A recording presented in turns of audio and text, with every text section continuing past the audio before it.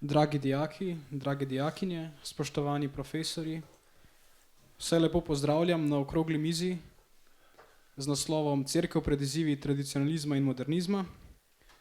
Posebej lepo pozdravljam tudi naše današnje goste. Z nami je gospodična Neža Korenjak, je študentka matematike, rojena je v župniji Mengeš, sodelovala je kot dolgoletna članica skavtov, s tradicijo se je srečala pri tradicionalnih latinskih mašah na Žalah, ki jih je organiziralo združenje Ad Dominum.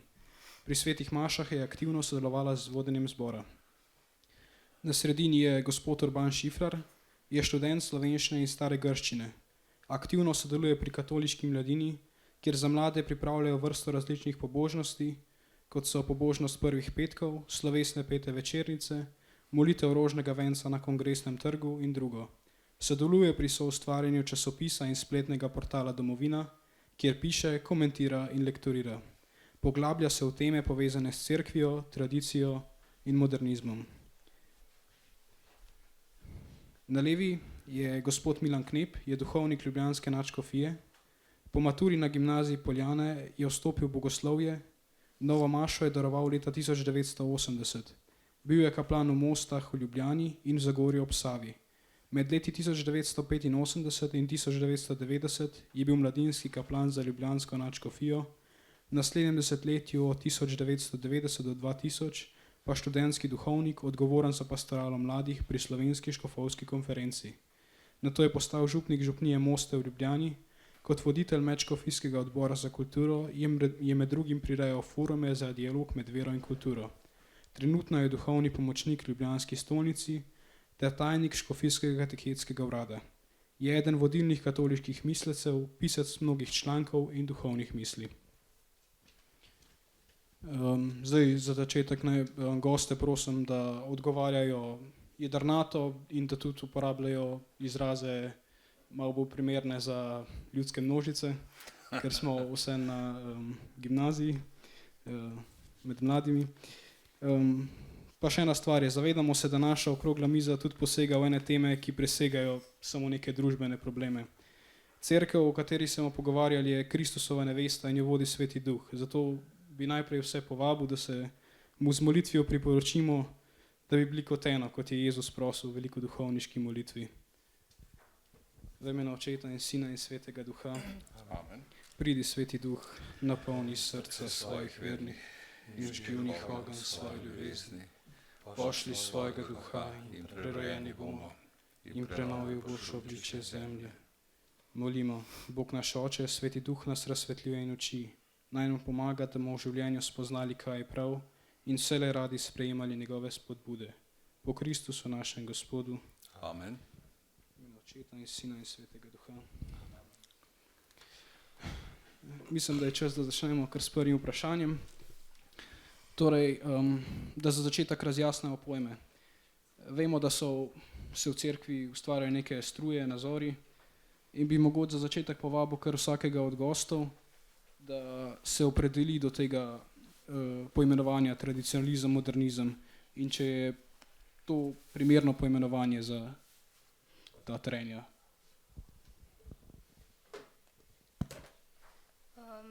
Lahko jaz začnem?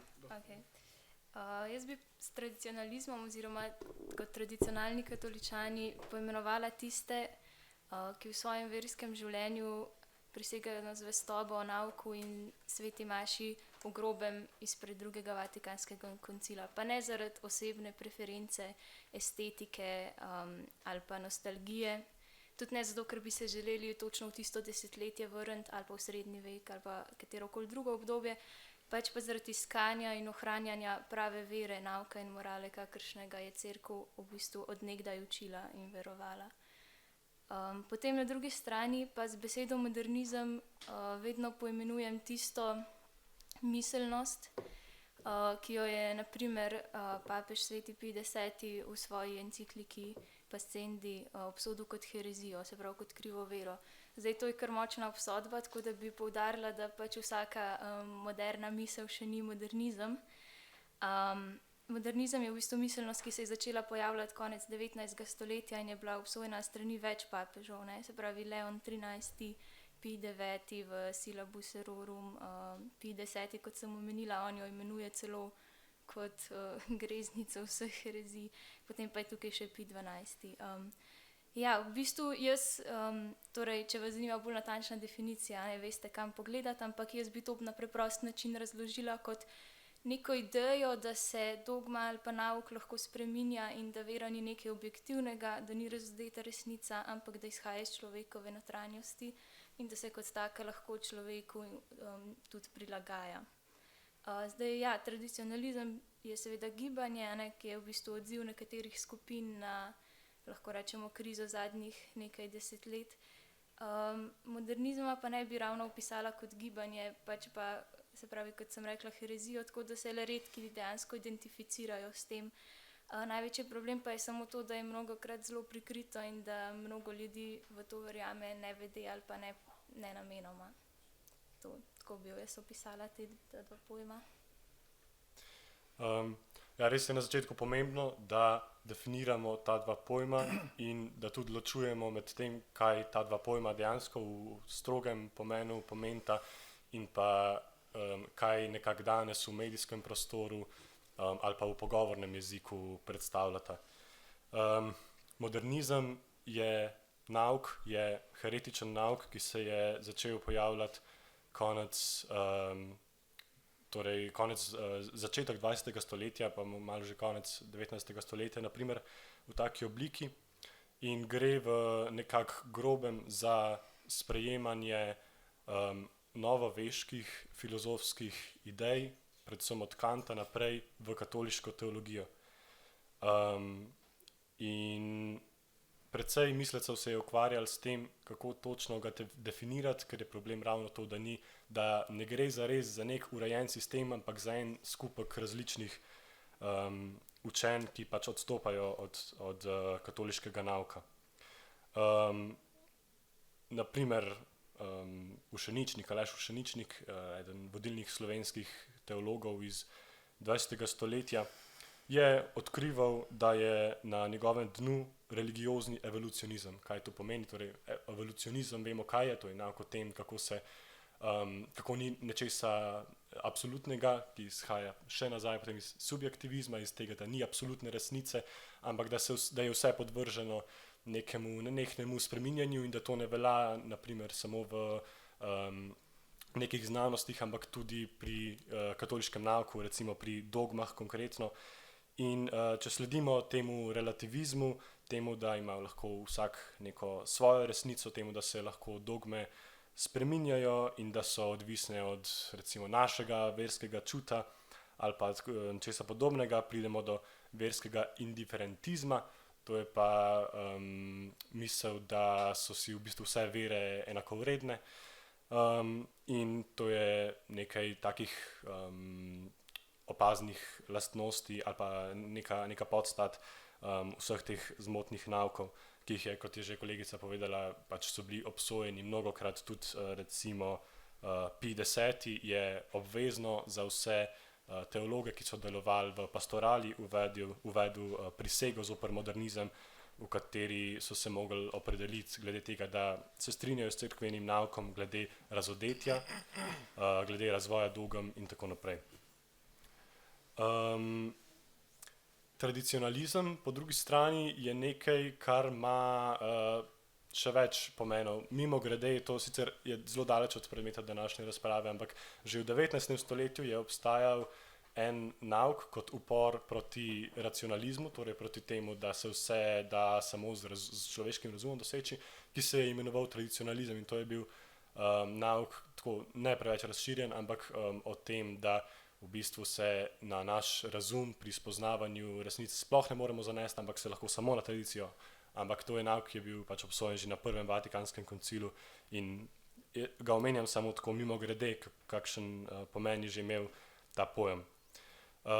Sicer pa s tradicionalizmom danes nekako se ta pojem uporablja za vse tiste mlade in stare, nekateri so to prepoznavali že od koncila naprej ali pa že pred koncilom, torej za tiste, ki opozarjajo dejansko na pač to, kako je modernizem se kljub vsem tem obsodbam, ki smo jih našteli, razširil v katoliški cerkvi, na tiste, ki opozarjajo na to, da cerkev po drugem Vatikanskem koncilu ni druga cerkev kot prej.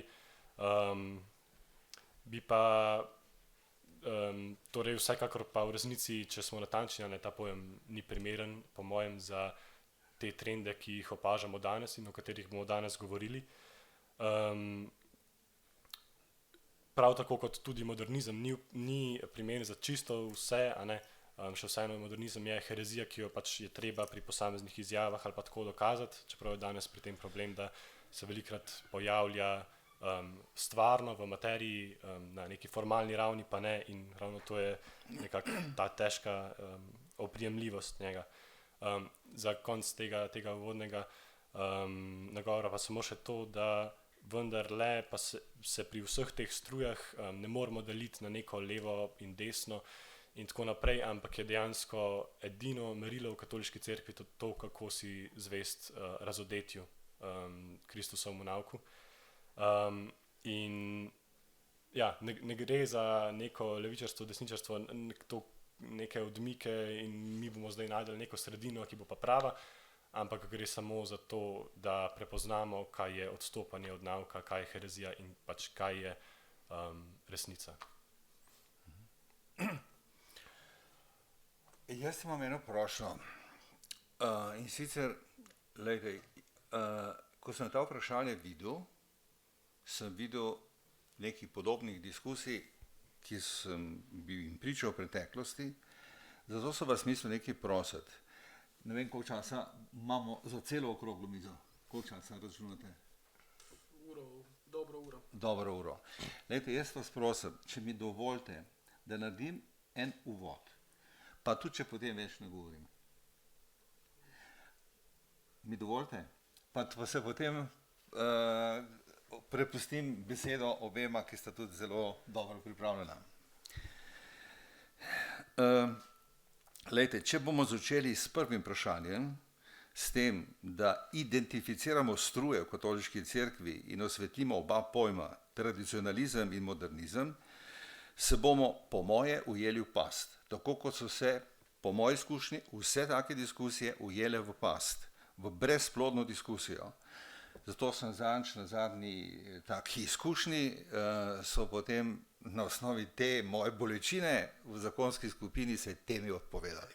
In so rekli, ne bomo o tem govorili. Kajti pravi oziroma izhodiščni problem niso ne struje, ne pojmi. Ta diskusija danes tukaj možna, zato ker se je svet spremenil, pred 15 leti ni bila nepotrebna, nemožna. In to bi rad povedal, kaj se je spremenilo. Ne? Struje so posledica procesov v sodobnem svetu, pojmi pa so posledice struj.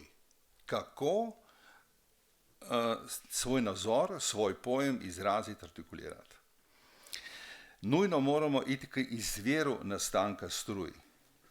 Lejte, tako kot vojno v Gazi ni nastalo v vakumu, ampak na ozadju nečesa predhodnega, tako moramo tudi mi vsaj kratko najprej opisati kulturno-civilizacijski model, v katerem se nahaja v zahodni svet, kajti ta model samodejno poraja struje ne le v cerkvi, ampak tudi v politiki, družbi in kulturi.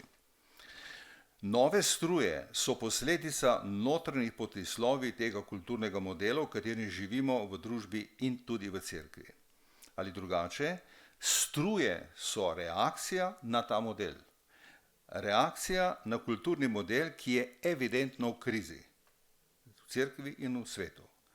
Boj med strujami, v katerega bi se lahko zapletli, se dejansko dogaja na površini, zato bi vsi, ki bi ne zavedajoč se, kaj delamo, pristali na ta boj, ali pa na svoje argumente, iz tega pogovora išli kot poraženci. Tukaj ni mogoče priti kot zmagovalec ali pa zmagati s svojimi argumenti, dokler tega konteksta ne razčlenimo. Vsaj za silo moramo najprej razumeti pojem kulturnega modela, v katerem se nahajamo, kulturnega modela, ki poraja te struje. niso torej problem struje, ampak kulturni model, ki jih poraja.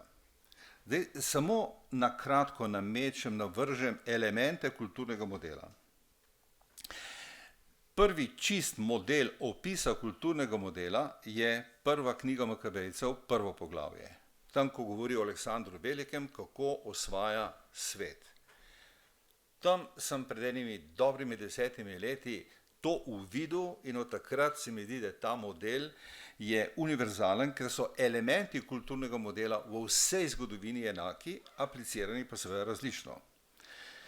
Prvi element, motor vseh kulturnih modelov v zgodovini je tehnološki razvoj. Kot so kamni bili temelj neke kulture v kameni dobi, tako je danes umetna inteligenca. Torej, prvi element kulturnega modela v času Aleksandra Velikega in danes je tehnološki razvoj. Drugi element, ekonomski centri moči, nekoč knezi, grofje, danes so to korporacije, finančni skladi in tako naprej.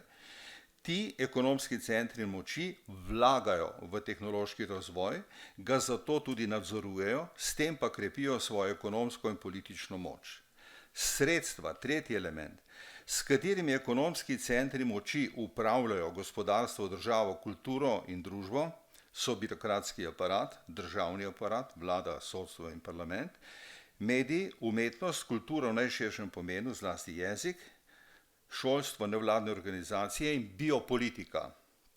To je izraz Michela Foucaulta, se pravi vladanje, oblast nad prek teles, predvsem zdravstvo, vojska in kmetijstvo. Skupna platforma, ki vse prvine kulturnega modela homogenizira, povezuje v celoto, pa je vladajoča ideologija. V vsakem zgodovinskem obdobju drugačna. Nikoli nobena družba ni obstajala brez ideologije, tudi v kameni dobi ne. In zdaj, kateri kulturni model je tisti, v katerem se mi sedaj nahajamo? Jaz sem star 70 let in sem na lastni koži občutil 3 kulturne modele, samo da jih preletim. Prvi kulturni model predstavljajo 3 totalitarizmi v 20. stoletju oziroma v mojem življenju. Prvi je propadel leta 1943, fašizem, 2 leti pozneje drugi kulturni model, nacizem.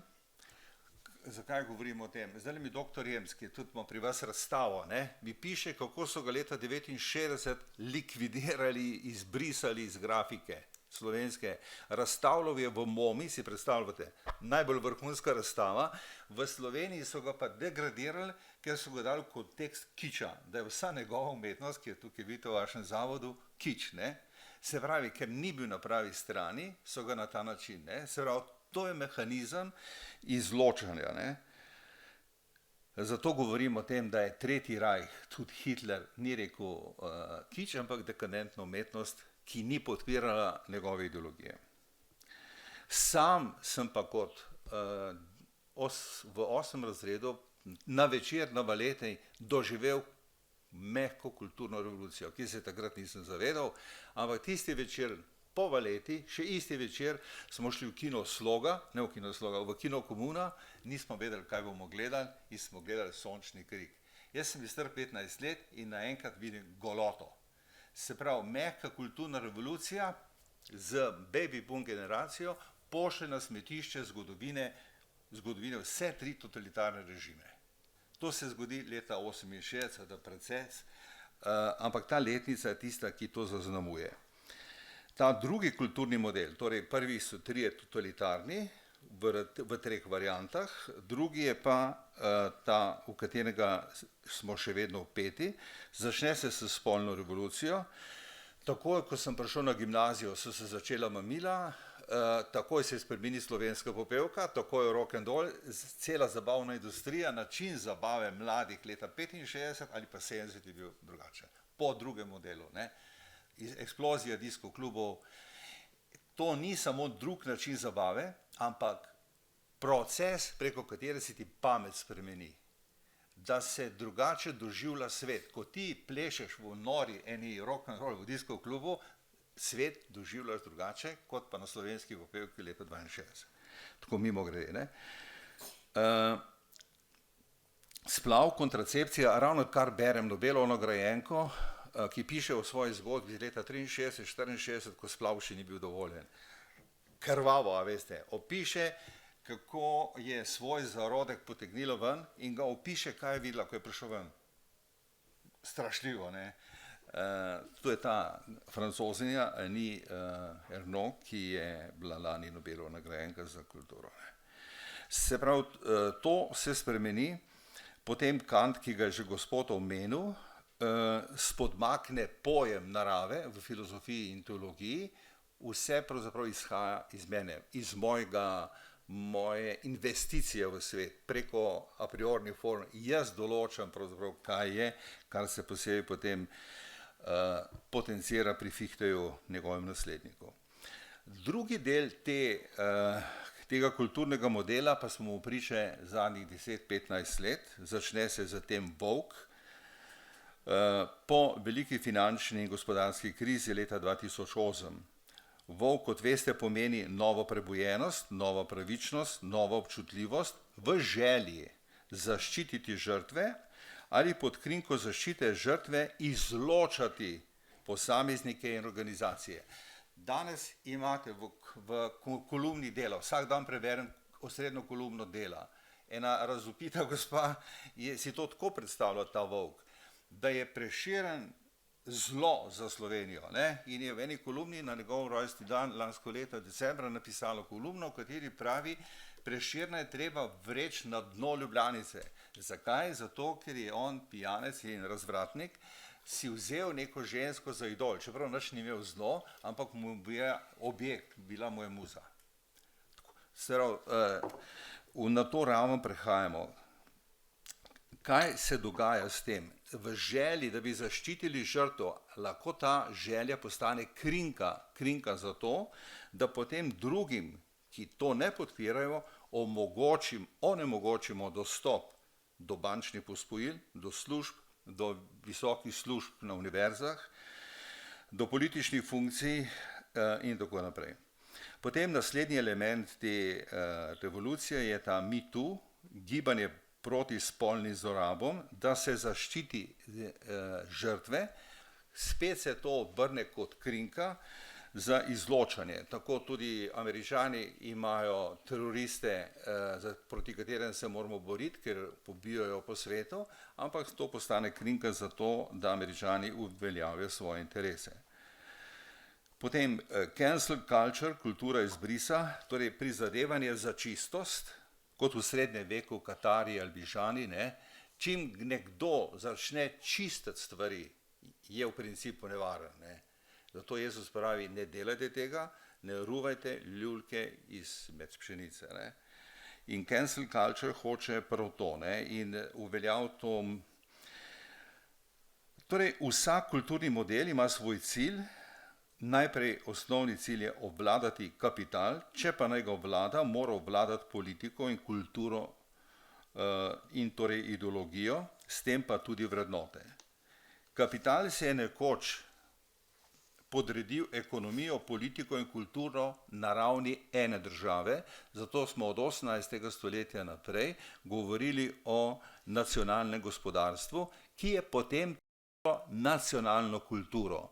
Zato imamo v Evropi, v romantiki, Slovenci Prešerna, Rusi Puškina in tako naprej, ki spodbudijo nacionalno identiteto. Zlasti pa po drugi svetovni vojni, sicer pa že prej, z obvladovanjem sveta s Pax America in po padcu Sovjetske zveze, pa postane kapital globalen. Zato globalni ekonomski centri moči temu prilagodijo tudi vrednote. Danes smo vsi potrošniki, vsi uživači, vsi enaki, zato so ukazane nove vrednote. Prva velika vrednota te nove kulture je multikulturnost. In Švedska, če bi imel čas, bi vam to predstavil, ampak ne bom, je prototip, kako 8 velikih švedskih kapitalskih blagovnih znamk Švedsko naredila tam že od leta 70 za svetovni model eksperiment leve politike. Kar pri nas, če zasledujete šolske ministre zadnjih 30 let, vam bodo vsi rekli, ja, tako bi moralo biti kot na Švedskem. Švedska je ukazan model, kako se morajo stvari uresničevati.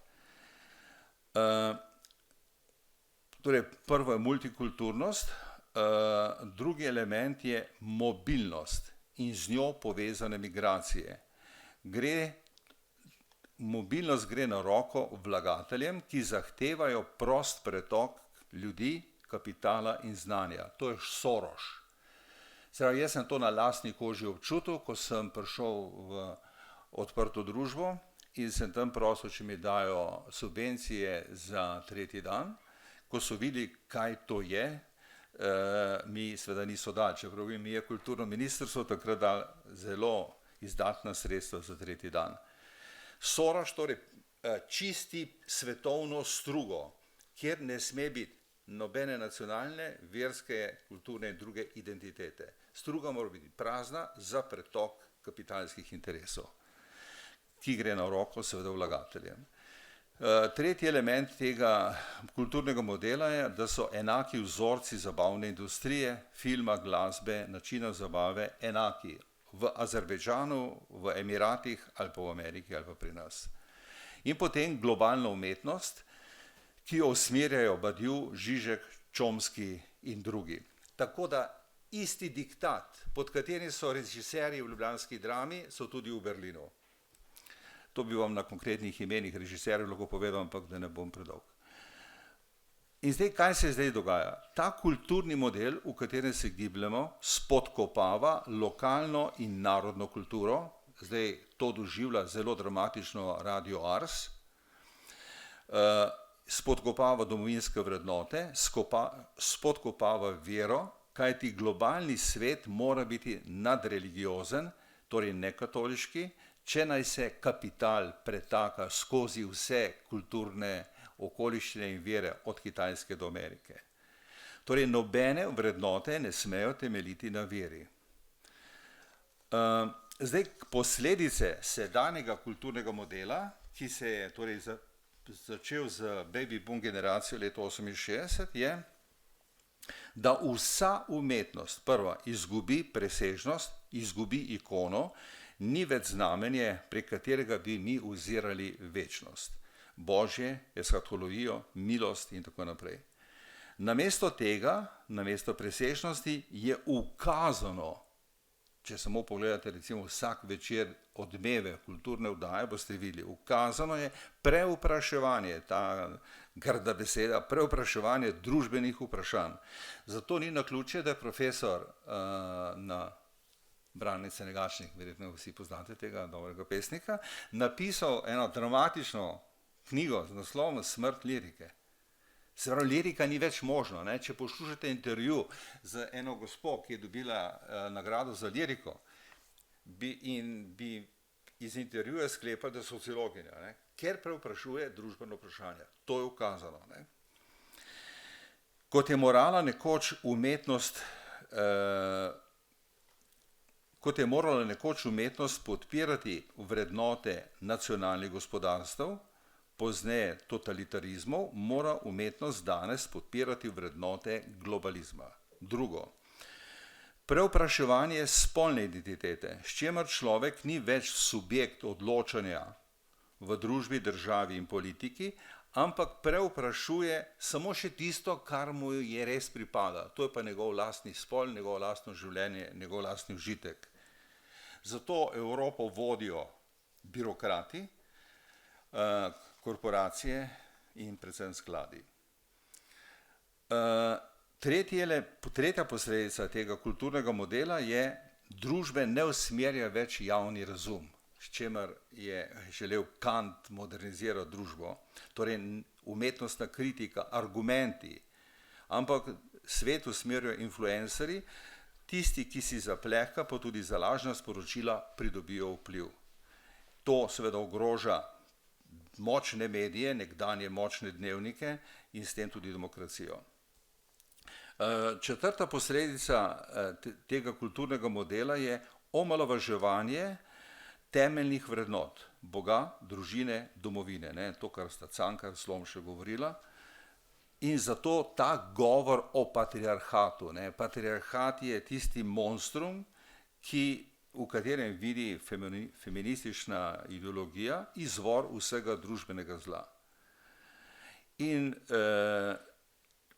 še peta posledica, človek je izgubil vse danes. Sebe, družino. Prej sem omenil gospodu, kaj je rekel Anže Kopitar včeraj v intervjuju, je rekel, zame je 99% vse energije moja družina. In ko pridem domov, se ne regeneriram kjerkoli, ampak ko se igram s svojim otrokom in se pogovarjam s svojo ženo. Ne. In ta družina, ki je v zavesti vseh ljudi nekaj ključnega in vsi točno vemo, zakaj gre, ta družina je redefinirana. In to je velikansko zlo. Ne. Cerkev je omadeževana in ponižana na organizacijo, na eno sekularnih ustanov, zato se o cerkvi govori kot o neki sociološki strukturi in izgubili smo domovino. Ne. Torej, človek danes nima neosebne identitete, ker jo kar naprej preoprašuje, ker je fluidna, podvržena samo diagnosticiranju, da ti prideš zdravniku pa rečeš, to mi pršite ali to mi odrežite. Nima nedomovinske identitete, ker je izpodriva globalizem in kozmopolitizem, in ne verske, ker je cerkev podvržena zgolj človeškim kriterijem, ker cerkev ni več eklezija, sklicanih v Svetem duhu, ampak družba, ki se jo motri izključno v socioloških kriterijih. Zdaj pa ta uničujoči kulturni model je po načelu akcija je enaka reakciji sprožil reakcijo. In tukaj smo zdaj. Reakcija je samo na videz dogajanje v sferi vere in cerkve. Dejansko pa je reakcija izključno psihološke in sociološke, torej družbene narave. Zato me boli, da v cerkvi govorimo o teh strujah, ne da bi se zavedali, da tukaj sploh ne gre za verska vprašanja, da to je samo videz, izključno za psihološka in sociološka vprašanja. Struje so namreč sociološka kategorija. Zato sem vas prosil, da mi date to besedo. Ne? V cerkvi ni struj, to moramo se zavedati, ampak so v cerkvi karizme. To je pravi pojem. V cerkvi so karizme, darovi Svetega Duha in ti spodbujajo raznolikost. Zato ima katoliška cerkev toliko neverjetno število raznih skupnosti, gibanj, redovnih skupnosti in vsega. Torej karizme ne struje. Tako tudi modernizem in tradicionalizem nista krščanski termina, ampak sociološki kriteriji. Čeprav so tudi nekateri papeži, kot smo prej videli, o tem govorili. Cerkev je prostor nenehnih sprememb. Cerkev je prostor adžornamenta, ker se spreminjajo razmere pogojene s tehnološkim razvojem. Cerkev se torej nenehno spreminja, da ostaja ista. Zakaj? Ker je isti Sveti Duh, ki je bdel oziroma lebdel nad vodami ob stvarjenju sveta, je poklical Mojsesa, je vodil preroke, je Kristusa obudil od mrtvih in isti Sveti Duh je deloval na koncilu in deluje v cerkvi tudi danes. Ker je cerkev zakrament odrešenja, je torej božja in človeška ustanova. Zato cerkev nima predsednika. Zato sem se zanj svojimi v zakonski skupini sprl, na pol sprl, ampak skratka temo smo ukinili ravno zaradi tega, ker niso razumeli, da papež ni predsednik cerkve. Papež je Petrov naslednik. Njemu je Kristus rekel, ti si Peter skala, na tebi, na Petru, ne na neki strukturi, ne na Vatikanu, ampak na Petru, na osebi bom zgradil svojo cerkev in tebi dam ključe nebeškega kraljestva. Zato se mi o papežu ne moramo pogovarjati kot neki sociološkem dejstvu. Zato ta diskusija, ali bomo papeža poslušali, ne, je brezplodna. Zame je ključno a priori zaupati papežu, ker če to ne delamo več, smo zgubljeni. Ne? Oni so mi napisali v zakonci, ja, pa tudi papež je zmotljiv. ne govoriti na tak način. Papež vodi proces, lahko kakšna posamezna stvar tudi malo mimo udari, ampak edino on ima ključe nebeškega kraljestva. On je tisti, ki nam bo zagotavljal, da bo skozi tako otišni svet, da bomo splavali ven in ohranili tisto, zaradi česar je Kristus prišel na svet, za tisto bistveno. Ne? Torej, cerkev nima, zato ima cerkev na eni strani karizmatično karizmo, ne struj, ampak karizme, pavlinsko karizmo, in Petra, ki reče, od teh karizem je pa ta tista, ki ji dam jaz legitimnost, potrdi statute na ravni škofije, na ravni vesoljne cerkve. Zdaj, psihološka reakcija, ta je dramatična. In okrog tega, lejte, jaz sem v stolnici, jaz tam vidim veliko mladih, ki pridejo tja, padejo na kolena in vse sorte. In jaz nobenima nič ne rečem, jaz to vse spoštujem, ker se točno zavedam, da ta svet, ki je ljudem vzel identiteto in je naredil za nekaj fluidnega, da so toliko mladih izgubili pravzaprav zadnjo oporno točko, ko bi sploh vedeli, kdo so. Ne? In zato, če nekdo tam pade na kolena, pa se na jezik obhaja, se zavedam, to je njegova točka, kjer se je ujel. Zdaj le berem enega ameriškega psihiatra Saxa, njegova knjiga lani išla, on pravi, vsak od nas išče potem eno oprijemališče, kjer organizira svoj razpadli svet, razpadlo identiteto. Zato v cerkvi dopuščamo to pluralnost in se ne bi pregovarjali, kaj je, ne vem, zelo prav pa zelo narobe, ne. Torej, svoje duševno življenje, čustvo, mišljenje, voljo, ko ni več nobenih trdnih temeljev, ko nam jih ta globalizem sistemsko spodkopava, se ljudje potem moramo nekje najti, ne. Da potem na tisti točki, kjer se nekako najdem in organiziram svoj duševni svet in svojo orientacijo v svetu, prejemam tudi milost. Sociološka reakcija, ne, torej, ta način obnašanja danes je torej iskanje neke psihološke rešitve, da obstanemo, druga je pa sociološka. Ne. Nekje moram nekomu pripadati. Ne. In zelo zanimiva je knjiga, ki je išla pred kratkim pri družini z naslovom Velika preizkušnja. Tam, zdaj ne bom teh citatov, opisuje te fante, ki so umorili tistega duhovnika v Franciji. Ne. Kako so bili ti fantje, ko so padli recimo iz Alžirija ali pa iz Vietnama, ko so zaživeli v Franciji in niso bili integrirani, kako so se potem oprli na islam, na te strukture, na orožje in tako naprej. Ne. Skratka, iskali so ene sociološke modele, kako se rešiti. Ne.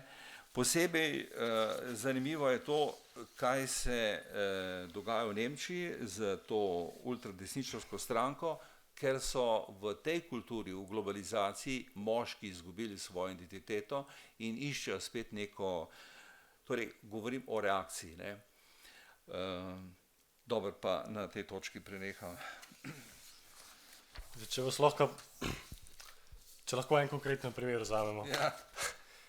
Profesor na naši ljubljanski teološki fakulteti predava odkrito, pač recimo na predavanju trdi, da Devica Marija ni spočela od Svetega Duha, ampak s Svetim Jožefom.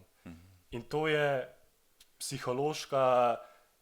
sociološki pojav in nekdo, ki bo recimo njega sankcioniral, bo reakcija, čeprav razumem.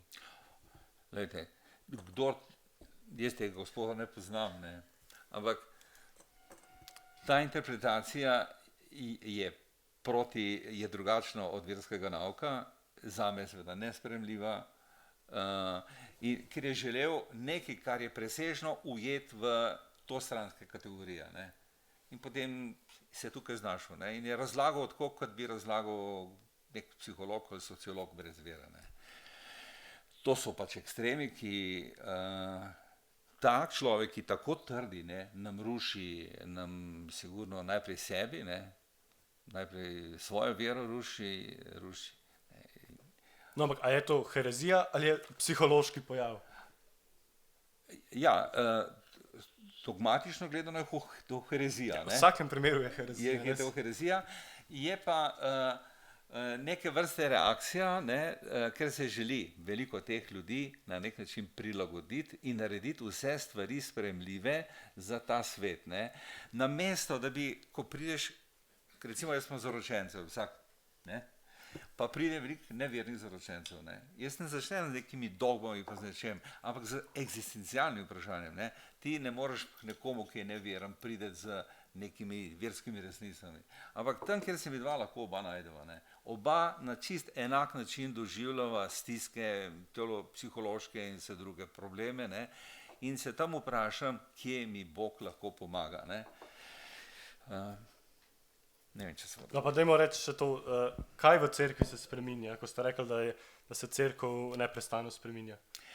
Kaj v cerkvi Glejte, se prvi, če pogledamo razvoj nauka, na razvoj nauka vidimo Lerinski, to je en velik teolog na enem otočku tam pri Kanu, blizu Monte Carlo, en otoček, je živel v 14. stoletju Lerinski, ki je prvi to izredno lepo ubesedil razvoj teološkega nauka. Zato sem rekel, isti sveti duh, ki je bil na začetku ob stvarjenju sveta, tudi potem vodi stvari. Zato, ker se svet spreminja, zaradi tehnološkega razvoja, družbenega razvoja, zato tisti, ki pa te procese spremlja, je pa za nas Sveti Oče in predvsem naša vera apostolska. To je jasno, ta sveti duh, o katerem govorimo, po njem smo mi prejeli razodetje, ki je bilo v osebi Jezusa Kristusa in se je z njegovo smrtjo in stajenjem končalo. Tukaj od takrat naprej nismo mi dobili nobenega novega razodetja, ki bi nam povedalo, da ena dogma, ki jo je cerkev spoznala, razložila skozi čas in jo potrdila z papeško avtoriteto, da danes ne drži več ali pa da jo lahko razlagamo na način, ki bi bil nasproten temu, kot je bil vedno razlagan. Eno stvar, kar je implicite bilo v Kristusovem razodetju, drugo je pa, kako se to eksplicira. Recimo na Petrovem primeru bomo to zelo nazorno videli. Zadnji pogovor svetega Petra z Jezusom je bil: Peter, ali me ljubiš? Torej, jaz tebi zaupam in Peter mu zagotavlja, da ga ljubi.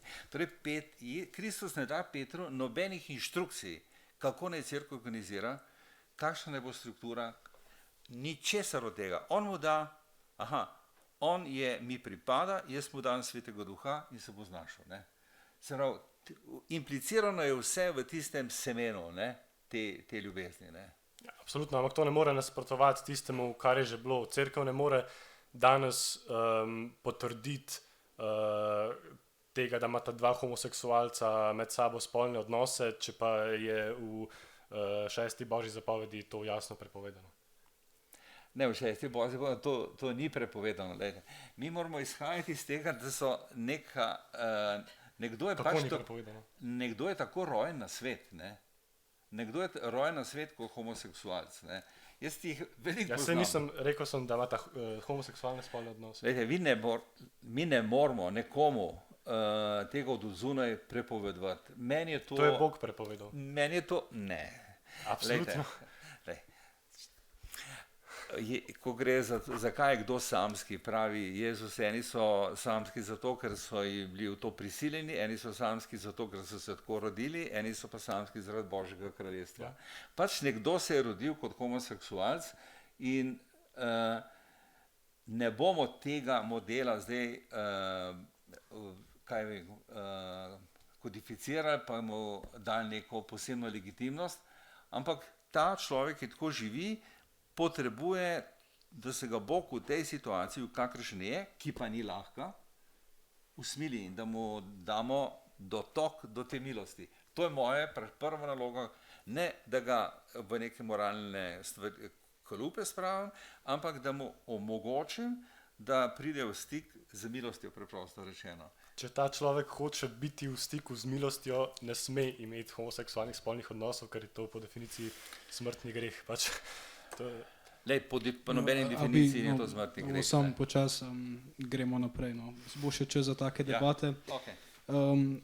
Prej je bilo na kratko omenjeno stanje v Nemčiji. Ne? Kaj se recimo, gospod Urban, kaj se dogaja v Nemčiji s to sinodalno potjo? Kako je šlo to tako smer, kot je šlo? Dobro, sinodalna pot je pač ena radikalna različica vseh teh herezij, o katerih smo že govorili, pa predvsem pod močnim vplivom protestantizma, ki je pač v Nemčiji že dolgo prevladujoče. Gre pač za skupino škofov in zelo vplivnih laikov, ki so pod pač pritiskom sveta, pod pritiskom tega, lahko bi rekli, kulturnega modela, kot ga je prej opisoval gospod Knep, prepričani, da pač mora tudi cerkev v enako smer, kot je šla protestantska, in vodijo številne vernike po tej slabi poti in pač povzročajo vedno bolj se odmikajo od pravega nauka in od cerkve s papežem na čelu. In ja, prihodnost ni, kar se tega tiče, ravno svetla.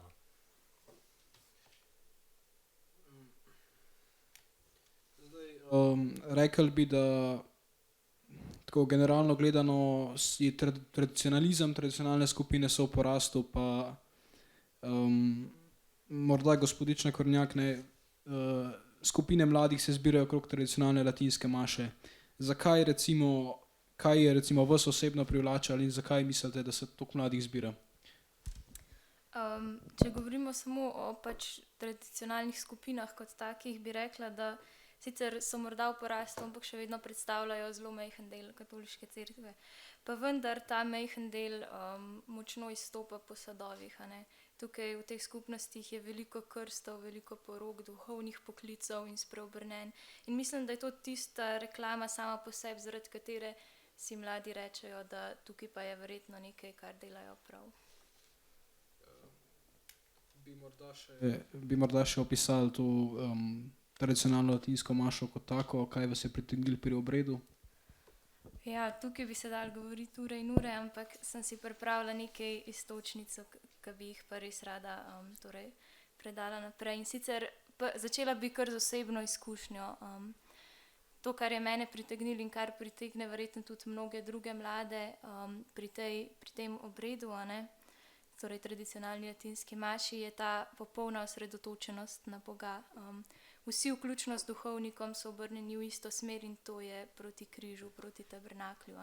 Poudarjen je ta dialog duhovnika z Bogom, namesto recimo duhovnika z ljudstvom. Poleg tega vsebuje veliko teh trenutkov kontemplativne tišine ali pa gregorijanskega korala, med katerima lahko zbrano premišljujemo Kristusovo trpljenje na Kalvariji, ki se v tistem trenutku dogaja pred nami. In pa seveda obred ima precej stroga pravila, s katerimi tudi spodbuja zelo spoštljiv odnos do Najsvetejšega.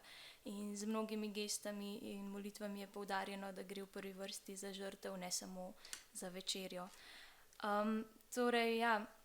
Bi pa mogoče omenila še eno razliko v tem, kako sta obreda pač nastajala. TLM se je torej počasi razvijala skozi 20 let zgodovine, osnovana je bila na obredu iz samih prvih stoletij po Kristusu. Seveda pač, ko se je nehalo preganjanje, je ta zadeva začela postajati veliko bolj elaborirana, dodajali so se elementi, postajala je bolj svečana, bolj Bogu v čast. Medtem ko pač nova maša je bila ustvarjena s strani majhne skupine ljudi v kratkem času, glavni snovalec pa je bil nadškof Annibale Bonini. Pri tem je sodelovalo kot opazovalci tudi 6 protestantskih pastorjev. Bonini je sam izjavil, sicer v navezi na neko drugo reformo, da moramo iz naših molitev in liturgije odstraniti vse, kar je lahko senca spotike za naše ločene brate protestante. In to se vidi, da jih je ta misel vodila tudi pri ustvarjanju nove maše, kajti spremembe so zelo podobne tistim, ki so jih uvedli ravno protestanti v svojih obredih pred 500 leti, bolj specifično Cranmer v anglikanski cerkvi.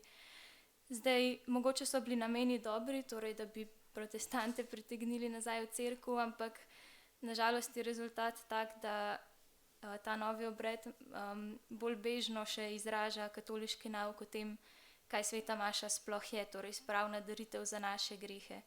Za protestante je pa namreč to samo Gospodova večerja oziroma nek spomin, splošna daritev. Ja, recimo tudi eden izmed teh protestantov, ki sem jih prej omenila, Max Turian, je rekel, sad nove maše bo morda to, da bodo nekatoliške skupnosti začele obhajati Gospodovo večerjo z uporabo istih molitev kot katoliška cerkev.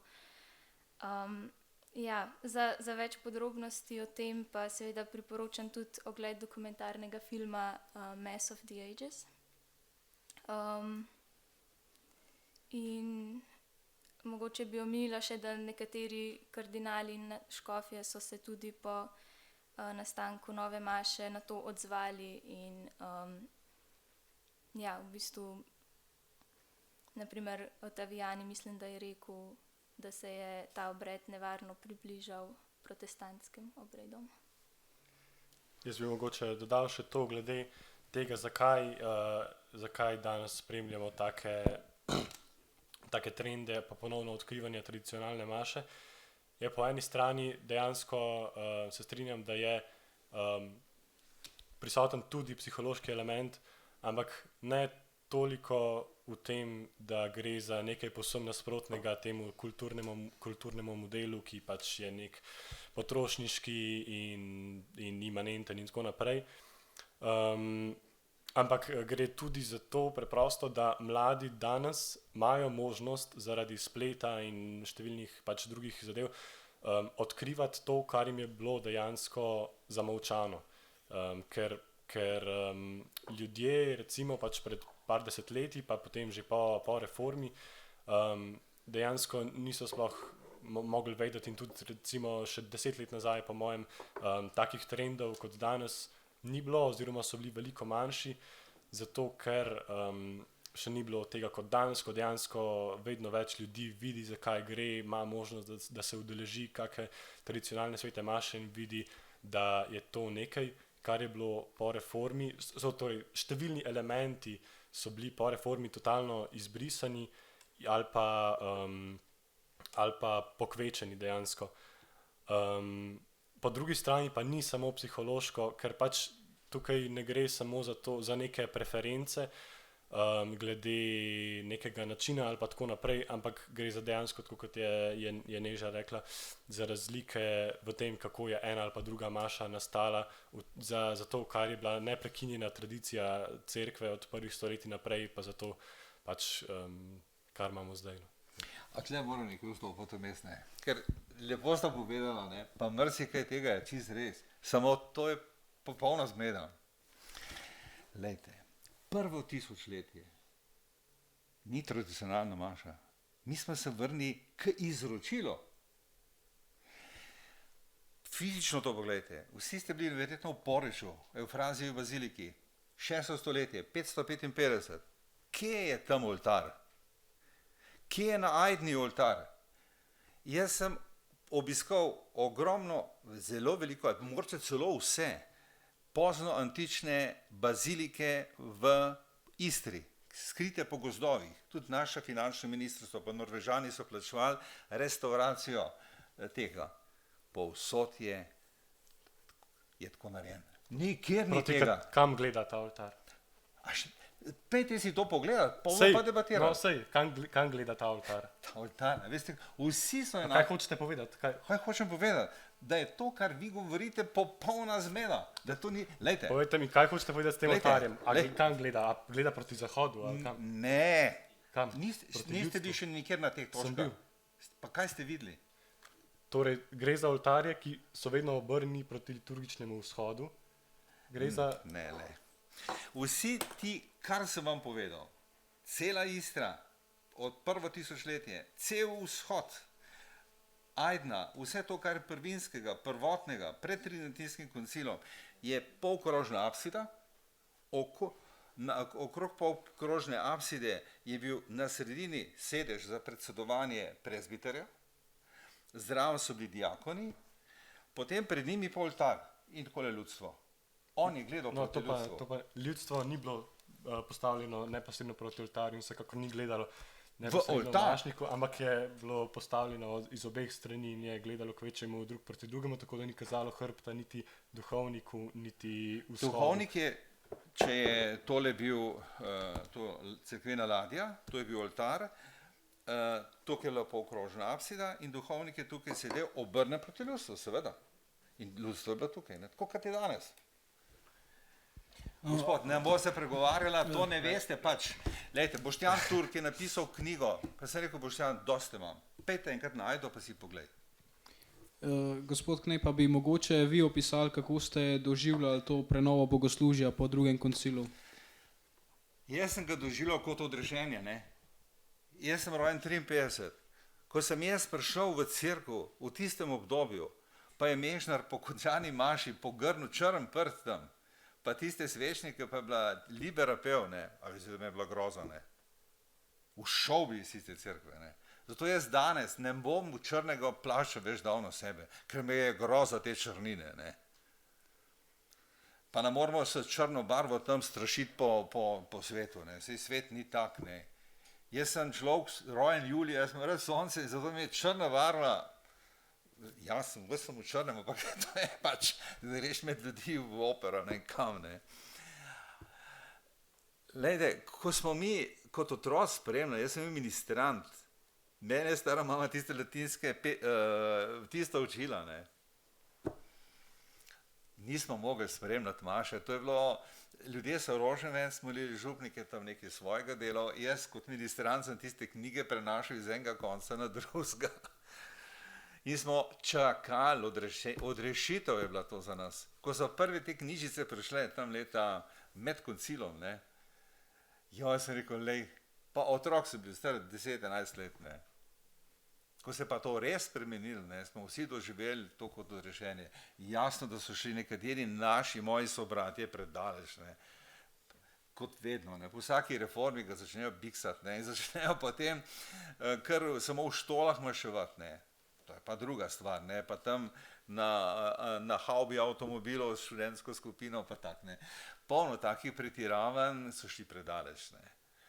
Neko jasno dostojanstvo, liturgija je red, liturgija je pesem, je ritual, mora biti zelo natančno določen, ne.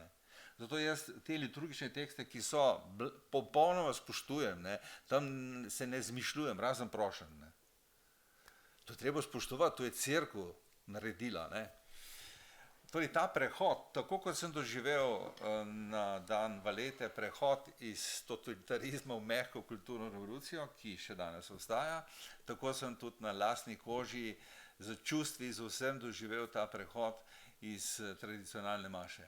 Glejte, latinščina, ne, ki se vam zdi, seveda smo vsi očarani nad latinščino, ampak latinščina je tipičen primer posledic kulturnega modela.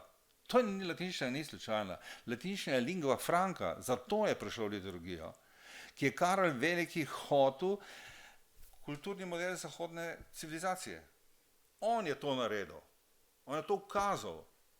In potem so jasno papeži to sprejeli, ker jim je tudi njim šlo na roko, ne. Se pravi, latinščina ni noben poseben jezik, ki bi moral biti v cerkvi, ne. Vsi se borimo, zdaj se za domovino borimo, za domovinske pravice, za domovinske vrednote, pa bomo šli pa latinščino imeti pri nedeljski maši, ne, pa kam pa pridemo, ne. Smem tukaj dodati dve stvari v zvezi z latinščino. Prva je, da mislim tudi ostale vere in obredi so skozi vso zgodovino bili ponavadi v nekem jeziku, ki ni bil ravno ljudski jezik, tisti najbolj vulgaren v tem ne v nesramnem smislu besede, ampak pač tak običajen, ampak so bili vedno nekaj bolj vzvišenega, ne, tudi, ja, in tudi ta latinščina, ko se je začela uporabljati v cerkvi, se ni govorila tako doma med sosedi in prijatelji. Druga stvar pa, ki bi jo rada povedala, je pa, da je latinščina vseeno odlikovana v tem, da je sveti jezik, ne, da je posvečena strani cerkve, ker je bila tako kot simbol križa pač s Kristusovim križanjem v bistvu posvečena ker je bil napis na križu v latinščini, oziroma je to tudi sveti jezik cerkve, poleg še drugih 2 jezikov. Tega ne govori. Latinščina je noben sveti jezik, sam to ne reči. Kakšen sveti jezik? Nobenega svetega jezika ni na tem svetu. Nobene veze s Kristusovim križem tistim. Ne. Latinščina je preprosto bila stvar kulturnega modela Karla Velikega, da je združil Evropo. Pa čisto druga, golo sredstvo. Lejte, kako bomo mi zdaj ovrednotili to, kar so naši od Čopa naprej, pa tale Prešernov sodobnik, ta znanstvenik, kako bomo že imeli, Žiga Zois, ne. Kaj so oni naredili za to, da bi ljudje v svojem jeziku pisali pesmi, drame pisali, kaj so vse vložili v to, ne. Zdaj bomo pa mi eno latinščino liturgijo. Nobenih svečanih jezikov. Svečana je samo kvaliteta teksta. Samo to je svečano.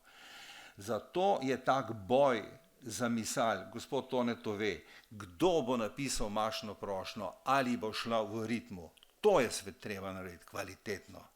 Da so ritmi nota, da je to poezija, ne? Da to ni nekaj nametanga. Ampak v slovenščini seveda ne. Torej, cerkev je pri liturgiki vedno poudarjala predvsem 2 elementa enotnega latinskega jezika v rimskem bogoslužju.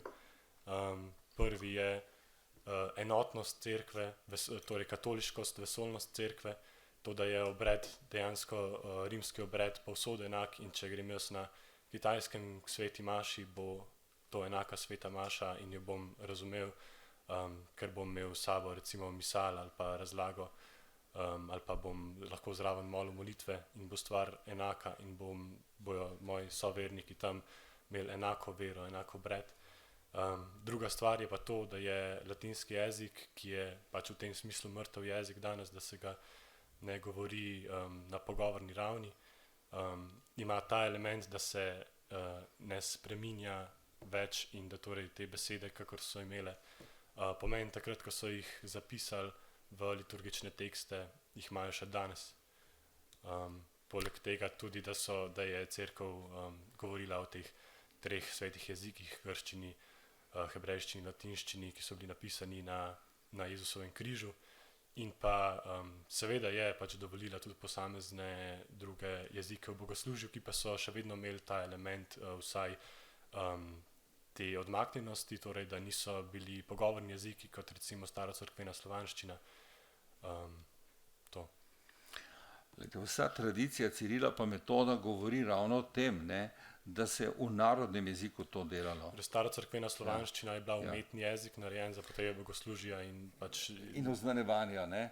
Lejte, cela Dalmacija, ne, ko sem jaz prišel z mladimi, ko sem bil mladinski kaplan v Dalmacijo, pa sem malo slabo hrvaško pridigal, ne, pa sem rekel, saj tudi prej, ker je bila latinščina, niste boljš razumeli, kaj mene zdaj razumete. In so rekli, kakšna latinščina? Cela Dalmacija nikoli ni imela latinščine. V pridigah pa sploh ne. Nikoli. Nobene latinščine. Ko je škof, razvpiti škof, ki ga naša slovenska kultura ponižuje, tale krški škof, kako mu je že? Mahnič, ne? Ki je veljal za najbolj konzervativnega škofa. Ko je on prišel na Krk za škofa, on je dal tak zagon celi škofiji ravno zaradi glagolice, ne? In zato so ga Hrvatije ga imeli za svetiškega kandidata in so ga potem, kakšno veličastno grobnico ima na Krku, ne? Se ravno zato, ker jim je to omogočil, da se v svojem jeziku, ki je bil dejansko ljudski jezik, ne, ki so ga govorili od Koštabone na Slovenskem pa pol do juga Dalmacije. Ne. Nobenih svetih jezikov ni to, no, enkrat se to pobrali, to je meni popolnoma novo. Lejte, da se ne bomo pregovarjali. Tisto, kar je nekaj zelo normativnega, lejte, je pismo Diognetu. Pismo Diognetu iz 2. stoletja, napisano v Egiptu. Pravi, kristijane ne ločijo od drugih ne dežela, ne govorica, ne običaji. Nobenih svetih stvari ni. nikjer ne prebivajo v lastnih mestih, ne govorijo posebnega narečja in ne živijo izrednega življenja. Prebivajo v grških in drugih mestih, kakor je usoda koga zanesla. Prilagodijo se krajevnim običajem glede obleke, hrane in drugega življenja, živijo povzorno in čudovito, da vse preseneča. Živijo vsak v svojem kraju, a ne kot stalni naseljenci. Ženijo se, kakor vsi drugi, in rodijo otroke, vendar otrok ne izpostavljajo. Živijo v mesu in tako naprej. Skratka, tisto, kar je edino sveto na tem svetu, je Kristus, njegovo odrešensko delo, smrt in stajenjem. In kako priti do izvira te milosti? To je edino vprašanje, ki nas bi smelo zanimati. Vse drugo je stvar kulture. Ok, jaz bi rekla, da ja, sej v bistvu jezik oziroma latinščina, čeprav ime tradicionalna latinska maša tako narekuje, ni tista bistvena razlika med obredom, a ne? In tudi to ni tista točka, za katero so tradicionalni katoličani pripravljeni se boriti, a ne? Sej konec koncev tudi so obstajali že pred liturgično reformo pač določeni spregledi za obhajanje v slovenščini in tudi en vmesen obred je obstajal po koncilu in pred prenovo bogoslužja, ki je bil v domačem jeziku vsaj deloma. Ampak tisto bistvo je, kot ste tudi sami rekli, v samih besedilih molitev pri sveti maši, ne? In ta so precej drugačni, mislim, bom rekla, pri novi maši nekoliko šibkeje izražajo tisti katoliški nauk kot pri TLM. Tega reči. Ne tega reči, tega ne morete reči. To ni res. Ne morete reči. Kje ste to videli? A vi veste, kakšen tim ljudi je zadaj, ki se borijo za vsako vejico, za vsak naglas, za vsak ritem v teh obredih? Gospod Šifrar, vemo, da je bilo obhajanje tradicionalne latinske maše v zadnjih letih strani Svetega sedeža omejeno, ne? Kakšni so bili nameni te omejitve, pa a je ta omejitev prinesla tiste želene sadove? Ja, to je ena precej žalostna zgodba, pač bi rekel. Torej, papež Benedikt XVI je z motu proprium sumorum pontificum omogočil svobodnejše, vsaj na papirju, pač svobodnejše darovanje tradicionalne maše. Torej, ta motu propri je prinesel dovoljenje duhovnikom, da pač, če je neka skupina vernikov, ki ima tako pastoralno potrebo, si to želi, da se lahko daruje tradicionalna maša in da zato ne rabi imeti kakega posebnega dovoljenja, čeprav se tega niso držali in glede tega ni nihče papeža poslušal v Sloveniji, naprimer, čeprav toliko radi govorimo o tej pokorščini. No, potem pa je zdaj pred par let nazaj je papež Frančišek z novim motu proprium ravno to dovoljenje preklical v smislu, da od zdaj naprej so vse te omejitve veliko strožje, za veliko večino od njih se mora dobiti prav dovoljenje od Svetega sedeža, ni dovolj recimo sploh dovoljenje škofa. Je pa tako, da naj bi te nove omejitve bile rezultat pač nekega vprašalnika, neke ankete med svetovnimi škofi, ki naj bi izrazili mnenje, da pogosto prihaja pri teh skupinah do nekih napetosti in tako naprej in da naj bi to vodilo v večjo enotnost. Rezultati te ankete so bili pod precejšen vprašaj postavljeni glede na to, kaj so potem pač škofje po svetu rekli. Prav tako pa se mi zdi, da je imelo zaenkrat prej obratne učinke. Je pa tudi tako, da je glede tega ena precejšnja zmeda. Po eni strani škofje večinoma papeža ne poslušajo mnogi kaj dost, in vse skupaj urejajo malo po svoje, tako da tisti, ki so temu izrazito nenaklonjeni, vse skenslajo, po domače rečeno, drugi spet pustijo včasih večje dovoljenja, pa so potem nekateri grdo sankcionirani tudi.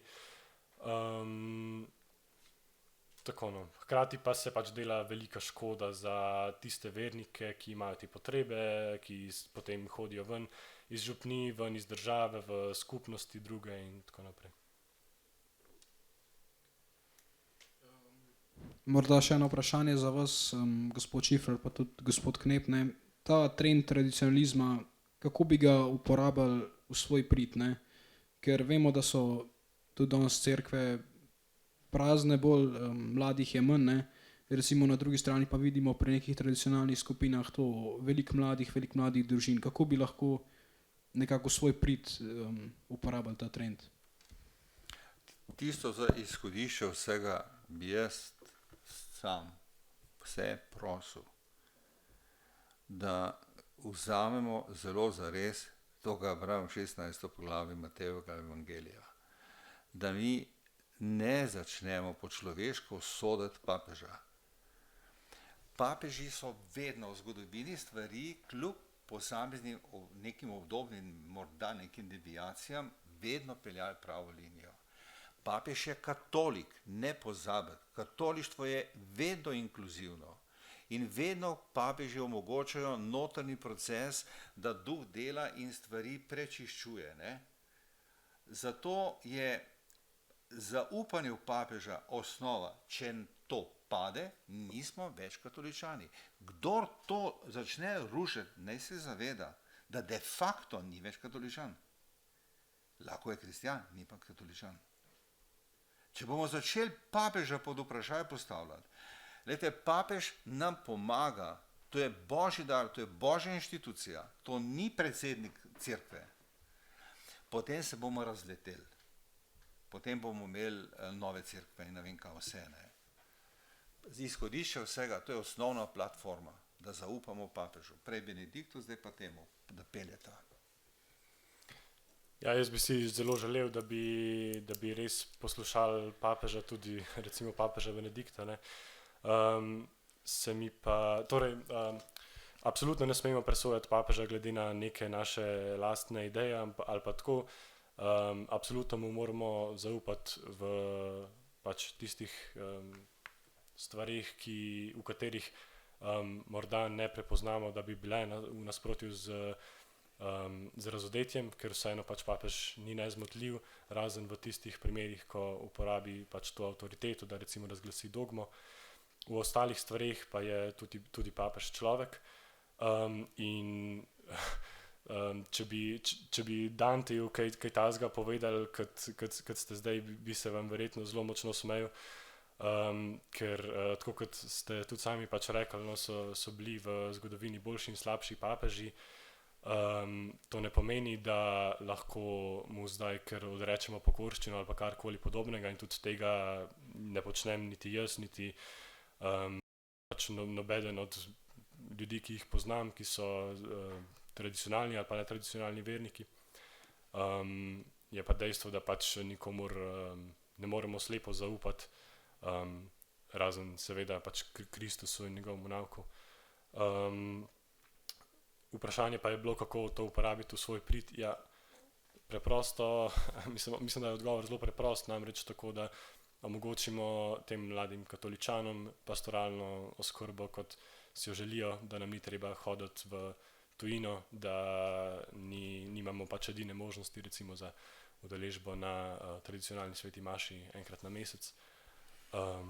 Zato, da se pač neha šikanirati in postavljati na stran duhovnike, ki so konzervativni ali pa tradicionalni.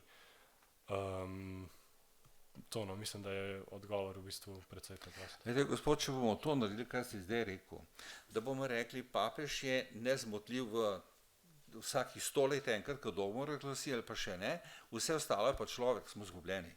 To ni tako. Pol niste več katoličan, zavedajte se, vi ste de facto že zunaj. Ne moramo mi papeža presojati. Papež ima za sabo Petrov mandat, ima za sabo cerkev, ogromno, celokupno, vesoljno cerkev. Kdaj je torej papež nezmotljiv? Mi mu sledimo. Mu sledimo in zaupamo, da on vodi procese. Zato, če je tisto napisal v tistem blagoslovu tam, Pustimo mu, on je stvari do tukaj pripeljal, ne se zdaj v to vtikati, pa zdaj to rušiti, pa ne vem, preupraševati. Pol ne bomo nikoli več, cerkev bomo razbili, izločili se bodo, cerkev bo šla svoje naprej, brez dvoma, ampak tisti, ki bodo to papeževe stvari preupraševali, pa jih dali na tapeto v diskusijo, je izgubljen. On sam je izgubljen, pa cerkev ne. Ni nič tega, ali bomo papežu zaupali, brezpogojno, pa ne rekli, tlemu bom, tukaj pa ne, tako ne gre. To ni nauk cerkve. Nauk cerkve je, da mu sledimo v vsem, kar je pač za zveličanje naših duš, v tistem, kar pa je očitno proti temu. Lejte, gospod, vsak dan, prvo, kar je, da vsak dan za papeža molite. Ja, se absolutno strinjam. Jaz zato vsak dan posebej imam prvo prošnjo za papeža, da bi mu dal svetega duha, da bi mu dal zdravje in da bi prav vodil te spremembe, te velike. To je moja naloga. Drugo mu pa prepuščam. In ravno tako vsak dan vse tri škofe omenim. Z nobenim nisem v dobrih odnosih, ampak vse tri, vsak dan omenim, Gospod, pomagaj jim, ker jaz ne vem, kakšno bremena ima nad sabo. Pa kaj vse na njih. Jih ne razumem, ampak ni namen, da jih razumem, pa da jih zdaj interpretiram vse, kar rečejo, pa napišejo, ne. Jaz sem katoličan in želim, škof mi je od svetega duha dan, tako kot je. Bi mogoče za konec še od vsega neko zaključno misel, nek pričakovan razvoj dogodkov v naslednjih letih, kako bi si to recimo predstavljali? Ja, prav v bližnji prihodnosti ne vem, kaj se bo zgodilo, oziroma verjetno bodo stvari dosti podobne, kot so danes. Ampak na dolgi rok si pa predstavljam, da ker pač cerkev ne bo nikoli premagana, da bo tudi modernizem se sčasoma prečistil, da bo cerkev konvergirala k pravi veri, nauku, morali. Zdi se mi tudi, da pač tradicionalna maša v prihodnosti bo dobila večjo veljavo, kot jo ima danes. Novosordo maša pa bo verjetno obstala, ampak se bo korenito spremenila. Za nas pa je v bistvu najbolj pomembno, da ne glede na vse krize in trenja ostanemo zvesti Kristusovemu nauku in postanemo svetniki. Jaz za konec ne bi toliko špekuliral o prihodnosti, ampak bi vam položil na srce, da čeprav se je iz te debate in iz pač stanja v cerkvi in družbi videti, da smo v neki popolni zmedi, da sploh ne vemo, kam bi se obrnili, da je toliko različnih pogledov, da ne vemo, kaj bi, da imamo zaupanje v eno stvar, ki je 1000%, to je pa zmaga Marijinega brezmadernega srca, ki prihaja, ki je v vsakem primeru pred vrati, in imamo lahko zaupanje 100%, da bo Marija, njeno brezmadežno srce na koncu zmagalo, tako kot je napovedala v Fatimi in druge, in da je naša edina naloga to, da poskrbimo za zveličanje svojih duš in za zveličanje duš čim več ljudi okoli sebe, da to. In pa vam tudi polagam na srce, da ne ostajate pri znanju, pri verski izobrazbi, ki ste jo prejeli pri verouku v osnovni šoli, v srednji šoli, ampak da res greste čim globlje, predvsem, da berete katekizem, da berete dobro versko literaturo, da se poglabljate tudi v tradicijo cerkve, in sem prepričan, da s tem ne bomo zgrešili poti. Moje izhodišče je, da je cerkev Kristusova nevesta, da za svojo nevesto skrbi, da jo pomlaja. To je eno, tale izraz tradicionalna maša, to preprosto ne more delovati, ne. To ni, ne. Tradicionalno je izročilo moramo pa spremljati ne od Tridentijskega koncila, ampak od začetka, ne. To celo prvo tisočletje, to je izročilo, to je tradicijo, tradire, ne. Vi latinsko znate, veste, da to pomeni izročati, ne. moramo celotno to, da ne bi teh pojmov vnašali noter, ki so čisto sociološki in da bi govorili o pojmih, ki so evangeljski, ne, s pojmi, ki so evangeljski. Morda za konec še kakšno vprašanje iz publike.